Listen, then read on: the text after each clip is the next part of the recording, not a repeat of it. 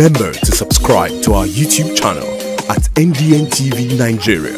Click on the subscribe button and be the first to get notifications.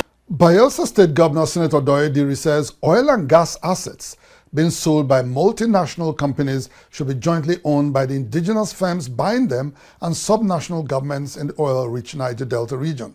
Governor Diri made the call when he received representatives of an indigenous oil company taking over Shell Petroleum Development Company's assets in Bayelsa.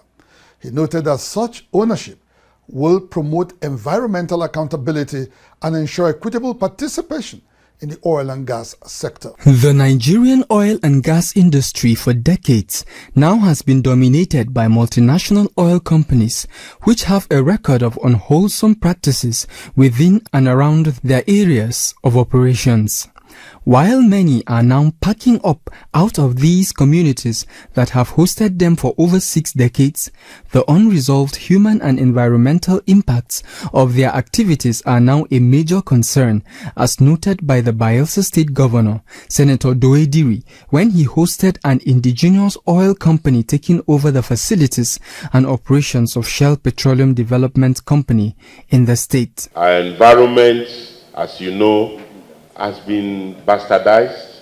The environment is almost gone. SPDC should not totally go away, or otherwise you will carry the liabilities, just as you have carried the assets. From the beginning, we have told Shell that whatever you are doing, whether you are divesting or not, the things that you have done against the environment, against the people, it must be restored. Senator Diri also expressed disappointment with the Petroleum Industry Act, which he said had done very little in addressing the concerns of host communities. He, however, submitted that states should own a certain percentage of these oil companies too, to ensure full participation in the sector. There is nothing wrong if we are co-owners with you in a little percentage. And that was what I was pushing on and pushing for. But unfortunately, when it was finally done, a lot of what I was pushing didn't come to limelight. But I don't think it is also too late, now that we have our own people there.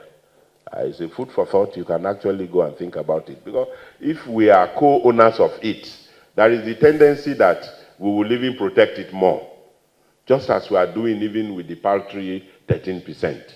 So that wherever we are, we'll also be singing that this Shell thing is not a renaissance, it's not only renaissance, so we too have an interest to protect them. The representative of the company who rolled out the vision and mission of the indigenous company sued for the support of the state government and pointed out its readiness to partner in areas of energy security and power. Many host communities and observers who have reservations about the asset takeover are now asking the critical question: will Shell still be held accountable for past damages, or has Renaissance, the new asset owner, also inherited Shell's liabilities along with the assets?